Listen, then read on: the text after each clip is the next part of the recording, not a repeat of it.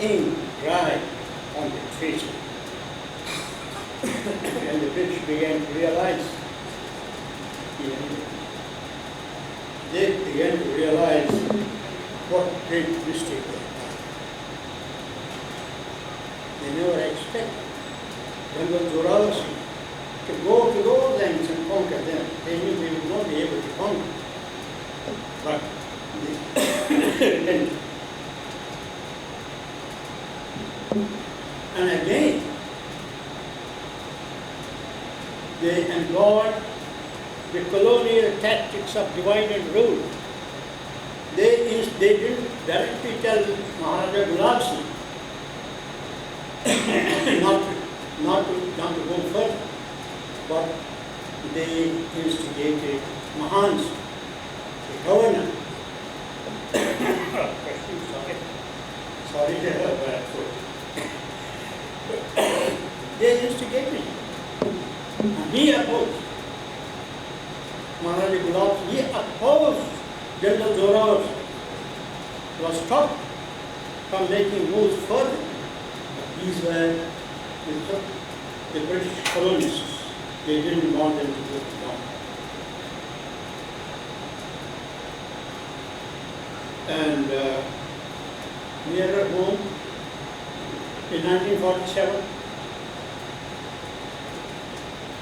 the attack on Kashmir, Jammu and Kashmir, it was not made on 22nd October 1947. 4 months ahead of that independence, it was, the conspiracy was hatched in Peshawar. And the British were the main conspirators who had written the blueprint for the conquest of Kashmir. So that's one part of the question. I come to the second question, a very interesting question. A student asked here, we have the unanimous resolution of the Parliament of 1994 about recapture of our territories which are under illegal control of Pakistan. Friends, I will disclose something to you which you ordinarily do not know. But history is also important for the records which are never told and seldom. I was in Geneva in 1994 and I distinctly remember that the colonial powers, Great Britain, UK and USA, had brought in a resolution before the Human Rights Commission condemning India for its occupation, so-called occupation, quote unquote, occupation of Kashmir. And at that time, a big delegation led by the leader of opposition of the day, Sri Atal Bihari Vajpayee, came to Geneva, and all the big guns were there. Ambassadors, ex-ambassadors and ministers, was a delegation about 24 members. I happened to be there also because I was usually going for the sessions. And on that day, at about 5 in the afternoon, this resolution, submitted by Pakistan, tabled by Pakistan, and supported by America and Great Britain and their allies, European allies, plus Pakistan and OIC members. They were all in support of it, and it was a tense situation. I can distinctly remember how tense Atalji was at the time. Then suddenly, just half an hour before the actual debate would begin, the news came that Iran had withdrawn. Once Iran had withdrawn, other Muslim countries also fell. They withdrew, and it was cut out. The resolution was never debated. I cannot tell you something more in public, the story behind that, what happened, but let me tell you one thing, and you should learn a lesson from that. It was Prime Minister P.V. Narasimha Rao at that time, who acted so independently. He acted. He conveyed a message to somebody in London, and this somebody was not a military officer or a commander or having any big position, but he was a noble son of India, and he was conveyed the message. And that gentleman flew to Tehran, and by the time the discussion would begin, the message came to Iranian ambassador in Geneva: withdraw, don't go ahead. People don't know the story. And the same Narasimha Rao, very unfortunately, you all know what treatment was meted out to him. I need not go further on that, because that's a blot on us. I feel ashamed. I want to hang my head in shame what had been done to this great son of him. My dear friends, the question of taking back, it's true that our parliament has passed the act, but we are living in this century, and we have to keep pace with the modern world. India is not a rogue state. India is not an aggressive state. India is not North Korea. India has a history of 10,000 years. We live because of our civilization, because of our history. We are talking about the geography. Rig Veda is the first book in the world which gives the entire geography of this whole Pamirian, this Karakoram, and then you have the Pamirs, then you have the Hindu Kush, and then you have the Badakhshan. They're all four regions depict of the Himalayas. They depict four regions. The Karakoram depicts this Indian, the southern region is India. Northern region is the Gobi Desert. And then we move forward. And in Pamirs, you have Kashmir on this side, southern side. And then on the other side, you have Tajikistan. And then you move forward. The Hindu Kush.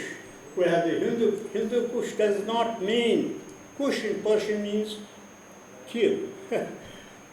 Unfortunately, due to ignorance, people say Hindu Kush means the mountain where Hindus were killed. It is not that. Kush is it's a corruption of Zoroastrian word, Avestic word, Kuf or Kuh. Kuh means pahar ko Kuh kehte, or Zoroastrians Kuf kehte. It is Hindu Kuf, and the mountain which divides Central Asia with Indian subcontinent, Hindu Kush. And then we have Badakhshan. On this side, you have the Badakhshan of Afghanistan, and on the other side, you have the river Oxus, and beyond Oxus, you have Tajikistan, Uzbekistan, Central Asian states. So all these, and Rig Veda gives the different names, which people of those areas use today. You have heard the name of the airlines of Afghanistan was Ariana. That is the Vedic name. Tukharistan of Tajikistan. That is the name given by Rig Veda. Sogdiana, and so forth and so on. So this entire region has been for the first time mentioned by the Rig Vedas. So my dear friends, we are a great nation. We cannot do in today's times, we cannot do a thing for which the world will criticize us. We want the world to understand that a wrong thing has been done, and you are seeing today, आप देखते हैं, TV देखते हैं, आज़ाद कश्मीर देख लीजिए, गिलगित बल्तिस्तान में देख लीजिए क्या हो रहा है, वो लोग क्या कह रहे हैं. That's why our defense minister said that वो खुद ही आ जाएंगे हमारे पास. खुद कोई नहीं आता है, but प्राइम मिनिस्टर ने कहा कि मैंने पाकिस्तान को जो हमें इतने दुख देता है, मैंने उनको मजबूर किया कि कटोरा लेकर सारी दुनिया में जाएं. This is the way how things have to be done.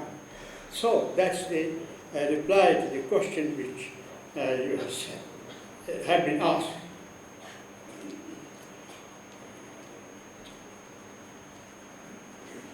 So the importance of Zorawar Singh. You see, this question is connected with the new thinking which we are having now after 2014. कल भी मैंने कहा था कि 2014 में जब मोदी जी ने हुकूमत संभाली तो वॉशिंगटन पोस्ट ने कहा, for the first time in history, India gets a nationalist government. Understand? तो पहली बार हमें नेशनलिस्ट गवर्नमेंट मिली. और आप कहेंगे कैसे, ये तो 47 में मिली. अरे भाई मेरे, 47 में जिनके खिलाफ हम लड़ते रहे उसी को गवर्नर जनरल बना दिया. कहाँ से आप आज़ाद थे? कहाँ से आपको आज़ादी मिली? बेच दिया था, डोमिनियन थी, आज़ादी नहीं थी. इसलिए आजकल के ज़माने में जबकि हमारे देश का स्टेट एक अलग जगह पर पहुंचा हुआ है, जहां से हम बड़े बड़े ख्वाब देख रहे हैं, बड़े बड़े सपने देख रहे हैं, करना चाहते हैं. आज़ाद कश्मीर को लेना या उसको लेना, जोर मिलिट्री ताकत से ले सकती है, कोई बात नहीं है. लेकिन हमारा एक इमेज है, हम उस इमेज को रखना चाहते हैं ताकि वो कहते हैं कि सांप भी मरे और लाठी भी न टूटे, उस तरीके से वो हो रहा है. ये जोश की ही बात नहीं है, होश की भी बात है, होश पे होनी चाहिए. तो मैं समझता हूँ कि बातें तो बहुत हैं, बातें करते जाए तो पता नहीं कितना टाइम लगेगा. लेकिन एक बात की खुशी है कि जम्मू यूनिवर्सिटी ने ख़ासकर प्रोफेसर जम्वाल ने, ये मैं इनका पहला नहीं है, कई मैं इनसे अटेंड कर चुका हूँ, तो जिस तरह से ये कंटेम्प्रेरी टाइम्स के साथ चलना चाहते हैं और देश को उबारना, उनको अवगत करना, उनको समझाना, उनको बुझाना, हिस्ट्री से आगाह करना, जो काम इनने बेड़ा इन्हें उठाया है, उसके लिए हम सब आपके आभारी हैं. Thank you very much.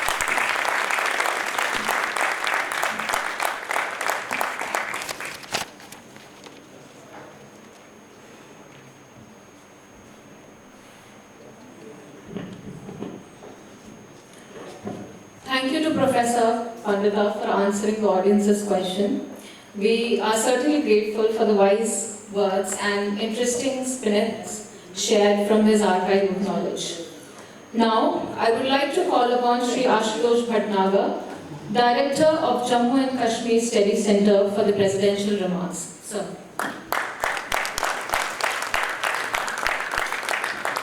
धन्यवाद. मंच पर विराजमान आदरणीय पंडिता जी, आदरणीय आलोक बंसल जी और इस पूरे कार्यक्रम के सूत्रधार हमारे श्याम जी और सुमन नेमाल जी,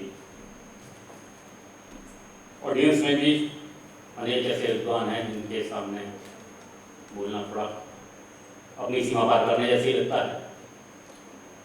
और दोनों विद्वान वक्ता हमारे सामने बहुत सारी बातें, बहुत सारे प्रश्न और कुछ चुनौतियां भी रख गए हैं. मुझे लगता है कि आज के इस समापन के अवसर पर इनको लेकर आगे बढ़ें और इसको समापन ना मानते हुए एक नई शुरुआत के रूप में हम इसको माने, तो अपनी बात जिस उद्देश्य के लिए ये आयोजन हुआ वो पूरी होगी। कल अपने सत्र के अंत में थोड़ा समय था, उसमें कुछ बातें मैंने संकेत रूप में आपके सामने रखने की कोशिश की थी। कुछ लोग नए हैं आज, लेकिन उन्हीं बातों को मैं आगे बढ़ाता हूँ। बहुत सारी बातें कह दी गई हैं, इससे उनको दोहराने का कोई मौका नहीं है, जरूरत भी नहीं, समय भी नहीं। लेकिन ये पूरा जिस प्रकार का चल रहा था, कल मैंने थोड़ा सा संक्षेप में बताया था, आपके सामने रखा था कि पूरा देश उस समय क्या कर रहा था। जम्मू कश्मीर जहाँ के बारे में हम आज चिंता कर रहे हैं, क्यों जम्मू कश्मीर तो भारत नहीं है, और जम्मू कश्मीर भारत से अलग नहीं है, कभी नहीं था। और जब देश के सारे हिस्सों में एक बेचैनी थी, और हम देखते हैं कि इतिहास में अनेक बार ऐसी बेचैनी आती है, जब इतिहास को बदलने के लिए हर छोटा बड़ा सोचने लगता है, कुछ मेहनत करने लगता है, अपने बस का जो होता है वो करने की कोशिश करता है।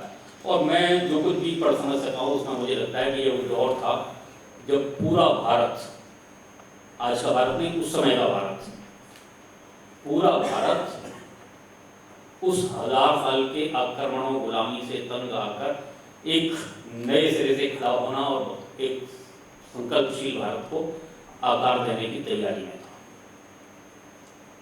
और इसलिए वही समय, जिस समय की बात हम कर रहे हैं, पूरे देश में, कल मैंने पुर्तगालियों की चर्चा की थी, दक्षिण भारत में कैसे विदेशियों के खिलाफ संघर्ष हो रहा था, पूर्व भारत में कैसे लक्ष्य लड़ रहा था, गुजरात, महाराष्ट्र कैसे लड़ रहे थे, ये सब मैंने उदाहरण दिए थे, दोहराऊंगा नहीं। लेकिन उसके साथ साथ बाकी भी पूरे देश में, यहाँ तक अंग्रेज आ चुके थे, उसमें आधे भारत पर अंग्रेज पहुंच चुके थे, लगभग आधे से कुछ कम पर, और उस समय हमारे बड़ी संख्या में भारतीय सैनिक थे। उनमें हमारे कई अधिकारी मौजूद हैं, म्यूटनी शब्द प्रयोग शायद अच्छा नहीं लगेगा, लेकिन वेलूर में भी भारतीय सैनिकों ने अपनी एक पहचान के लिए उत्तर देने का प्रयास किया। 1826 में बैरकपुर में भी भारतीय सैनिकों ने उनकी जो भारतीय के नाते भूमिका थी वो निभाई। उसमें शायद 200 से अधिक सैनिकों को तुप से उड़ा दिया गया, ये एक अलग स्थिति है, कहानी है। लेकिन भारत में हर व्यक्ति जाग रहा था और उसका कुछ नहीं गया था। मैं बार बार कहता हूँ कि जो अंग्रेजों ने कहानी गढ़ी के राजाओं का कुछ छिन गया था, इसलिए राजा वापस लेने के लिए लड़ रहे थे, उन सैनिकों को तो नौकरी मिली हुई थी, उससे ज्यादा कुछ नहीं मिलने वाला था। वो अगर जीत भी जाते, 1857 सफल हो गया होता, तो सैनिकों को क्या मिलने वाला था? वही नौकरी थी जो उनको पहले से मिली थी। उनकी अगली पीढ़ियां भी, पीढ़ी दर पीढ़ियां नौकरियां मिल रही थी अंग्रेजों के राज में। देश के जो लाखों लोग मरे 1857 की क्रांति में, 1,37,000 बंगाल इन्फेंट्री के लोगों में से 1,30,000 सैनिकों ने सेना से बाहर आकर संघर्ष किया। लेकिन 10 लाख से ज्यादा लोग मारे गए इस देश में। बाकी लोग कौन थे? वो ये देश लड़ रहा था, और ये बेचैनी पूरे देश में थी। इसलिए 1757 में, जब से प्लासी की कहानी हम लोग सुनते हैं, 1757 से लेकर 1857 तक 143 रिकॉर्डेड युद्ध अंग्रेजों के खिलाफ हमने किए हैं, पूरे देश में हो रहे हैं, वो पंजाब में भी हो रहे थे। तो इसलिए हम एक ऐसे कोई, हम प्लेनेट पे नहीं बैठे हुए थे जहां पूरे देश में कुछ भी हो रहा हो और हम बड़े शांति से, आनंद से बैठे हुए थे। जम्मू कश्मीर में पूरे देश में जब संघर्ष चल रहा था, तो जम्मू कश्मीर तो ज्ञान की भूमि है, उसे पूरी दुनिया में क्या चल रहा था ये मालूम होता था। संवाद के सूत्र सब जगह थे, और इसलिए जो पूरे देश में हो रहा था वो जम्मू कश्मीर में भी हो रहा था। जो पूरे देश की मानसिकता थी वो भारत की मानसिकता जम्मू कश्मीर की मानसिकता से अलग नहीं थी। एक फिर से अपने आप को खड़ा करने का क्रम, जो शायद ललिता के समय में कभी हुआ होगा, आज के समय में भी कभी हुआ। समुद्रगुप्त तो बहुत पुरानी कहानी हो गई, लेकिन बार बार भारत के इतिहास में ऐसा समय आया है जब इतिहास ने करवट ली है और पूरे देश ने एज ए नेशन, एक राष्ट्र के रूप में अपनी पहचान साबित करने के लिए उत्तर से दक्षिण, पूर्व से पश्चिम तक अपने आप को खड़ा किया। ये वो दौर है 1800 से 1850 के बीच का, जब ये सब हो रहा था और जम्मू कश्मीर या पंजाब उससे अलग नहीं हो सकता था। इसलिए हम ये कहें कि वो अचानक कुछ एक कोने में चल रहा था और बाकी देश से इसका कोई संबंध नहीं था, तो ये सत्य नहीं होगा। हमें इस संदर्भ में, इस पृष्ठभूमि में, बैकग्राउंड में जम्मू कश्मीर के इस इतिहास को भी पंजाब के साथ जुड़े इस पूरे घटनाक्रम को मूल्यांकन करना चाहिए। अब कल भी बात आई थी, लंबा नहीं करना है, दक्षिण में नहीं जा सकते, दक्षिण में ये सब चल रहा था, उत्तर ऊपर की तरफ बढ़ना था, ये उनकी मजबूरी थी, मजबूरी नहीं थी। अगर राम सिंह कूपा जैसे लोग या छोटे छोटे 50-100 लोगों के समूह उस समय अंग्रेजों के खिलाफ लड़ने का साहस रख रहे थे, 20-20, 50-100 के समूह लड़े हैं, तो महाराजा रणजीत सिंह ऐसे थे कि वो ये मान रहे थे वो अंग्रेजों को जवाब नहीं दे सकते थे। रणनीति अलग चीज है, रणनीति रही होगी, लेकिन ये मजबूरी कि हम तो इधर जा ही नहीं सकते, 27 के बाद हम कागज लिख के दे चुके हैं, इसलिए हमारी तो मजबूरी है, तो उधर ही जाना है। ऐसी किसी मजबूरी पर मैं उस तरीके से सोचने की ट्रेनिंग मेरी नहीं है, मैं एकेडमिशियन नहीं हूँ, मैं हिस्टोरियन भी नहीं हूँ, एक कॉमन मैन की तरह सोचता हूँ और उस तरीके से बात करता हूँ। लेकिन ऐसी कोई मजबूरी शायद नहीं रही होगी, उन्होंने जो सोचा होगा और क्यों सोचा होगा उसके बारे में भी कल के बाद फिर भी मैंने सोचा। कुछ संदर्भ मैं आपके सामने रखता हूँ। जनरल जोरावर सिंह थे, इतनी बार रिपीट हुई कल एक ही कहानी की शायद सबको याद हो गई होगी। युद्ध के अभियान पर निकलते थे तो भी शक्ति की माँ की प्रतिमा की पालकी लेकर जाते थे और अंततः उन्होंने पत्नी को बुलाकर अपनी मानसरोवर के तट पर माँ की स्थापना की, मूर्ति की स्थापना की। श्रद्धा भाव मानसरोवर के प्रति उनके मन में रहा होगा, इसलिए गए। महाराजा गुलाब सिंह इतिहास में सब जगह लिखा है, सबने पढ़ा होगा या तो पढ़ाते ही हैं। वो अग्निवर्ण के नाम के एक राजा आए थे कांगड़ा में, अयोध्या के राज परिवार से थे, इक्ष्वाकु वंश के थे, बताते हैं इतिहास। और उन्होंने ये भी पढ़ा होगा अपने इतिहास में, अगर हम तक आया है तो उन तक तो जरूर पहुंचा होगा कि एक राजा थे उन्हीं इक्ष्वाकु के वंश के, जिनका नाम था मानधाता, और जिस मानधाता के नाम पर मानसरोवर और मानसर गांव, ये मानधाता के नाम पर है। मानधाता वहां रहते थे, वहां के राजा थे, और लिखा गया है कि वहां के 9 लोकों में उनका राज्य चलता था। मानधाता मानसरोवर के से राज्य करते थे। अब उसका शायद अंग्रेजी अनुवाद नहीं हुआ होगा तो फिर किसी काम का नहीं। तो मानधाता के परिवार का एक अग्निवर्ण यहाँ आता है, अयोध्या से चलकर इधर ही क्यों आया, इधर आया। गुलाब सिंह भी उसी परिवार में थे। तो अपने परिवार के पूर्वज जहां रहे हों वहां तक पहुंचने का किसका स्वाभाविक मन नहीं होगा। अगर मानधाता मानसरोवर पर थे तो गुलाब सिंह के मन में अगर कहीं ये पहले से इच्छा रही हो कि वो वहां तक पहुंचे, अगर उनका नहीं था तो भी, तो गलत क्या है, तो स्वाभाविक इच्छा थी। महाराजा रणजीत सिंह, गुरुओं ने जहां तपस्या की है, गुरुओं ने जहां चरण रखे हैं, छठी बादशाही कितनी कितनी जगह है। महाराज गुरु नानक कहाँ में है, अगर लेह में गुरु नानक पत्थर साहिब है, गुरु नानक ने वहां जाकर साधना की है, तो रणजीत सिंह जो खालसा राज चला रहे थे उनकी इच्छा क्यों नहीं हुई होगी कि लेह जाना चाहिए उन्हें। छठी बादशाही अगर श्रीनगर में है तो महाराजा रणजीत सिंह को छठी बादशाही क्यों नहीं जाना चाहिए था, उनको मुजफ्फराबाद जहां जहां छठी बादशाही है वहां तक क्यों नहीं जाना चाहिए था। अब इसमें ये मजबूरी ढूंढना ये एक रास्ता हो सकता है, लेकिन जहां मेरी आशा, जहां गुरुओं के चरण पड़े हैं वहां पर खालसा राज के लोग नहीं जाएंगे, ऐसा मानकर बैठ जाना ये शायद ठीक होगा क्या, ये मैं प्रश्न रख रहा हूं आपके सामने। जहां मानधाता ने राज किया हो, जहां से वहां